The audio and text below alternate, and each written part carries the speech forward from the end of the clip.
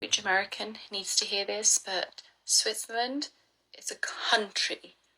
Vermont is not a country. Can you point out Zurich on a map? Because that would actually be the equivalent of pointing out Vermont on. So I don't think Europeans are dumber than Americans. In fact, I think both of us are probably equally as dumb, with some smart people here and there. But Europeans do have this arrogance, a false sense of superiority, which makes them come off as significantly dumber than the average American because they're completely unaware of when they're being dumb. For starters, no American thinks Vermont's a country. We know it's a state. And we also know that Switzerland is a country. But here's the thing, this is the United States, and this is just continental United States. We're not even including Alaska, which is our biggest state, compared to the European continent. I want you to notice something. Look how much bigger it is geographically than the entirety of Europe. And here's another interesting one. This is just the southeast United States. This is where I live. I live in Tennessee, actually. And Tennessee is not even one of the bigger states here, but look how it goes across multiple different European countries. Europeans seem to have a very hard time with understanding the scale of the United States of America compared to Europe because all of your countries are basically the size of our states. And this map is also fun here as well. We have European countries laid inside continental United States to give you an example of exactly how much smaller you are than the United States.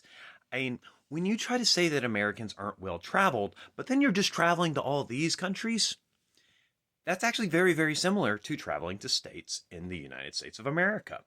I wonder why we've kept making that point out to you guys before.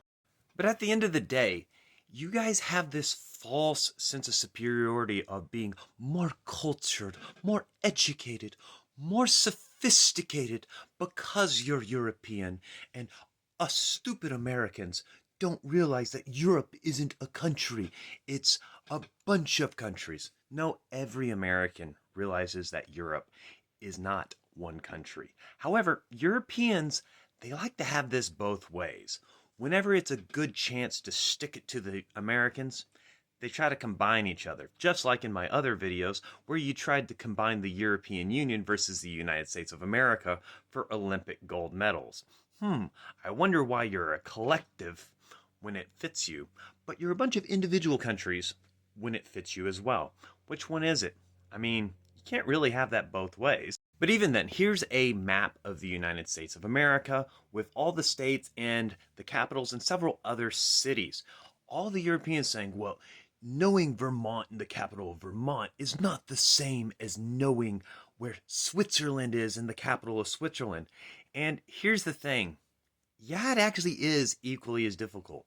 It would take someone pretty much exactly as long to memorize the states and the capital of states of the United States of America as it would Europe. And here, the map of Europe with European countries and their capitals.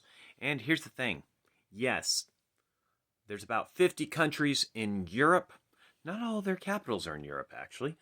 But learning this is basically equal levels of difficulty. There's nothing about them being countries and not states that makes learning the different ones and where they are located and the capitals inherently more impressive or more difficult.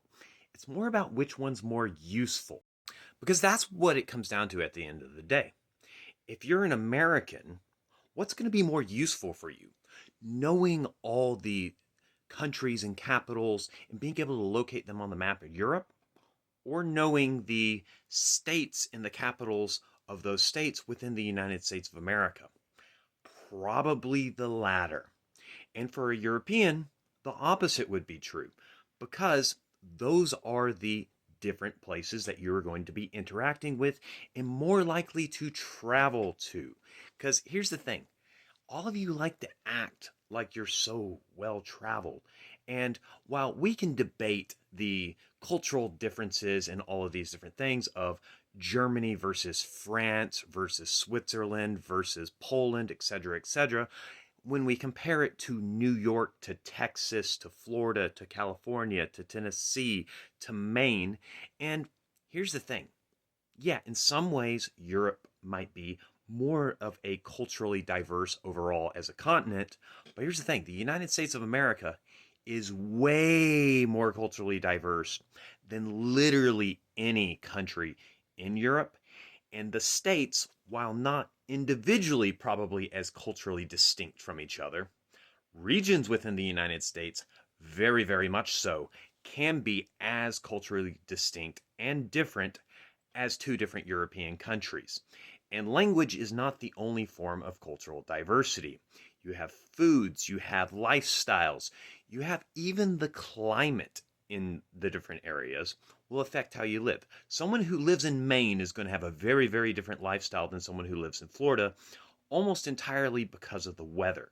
But here's the thing, at the end of the day, Europeans, we know you're a bunch of multiple countries, and at the end of the day, we don't hate you. My question is, why do you hate us so much?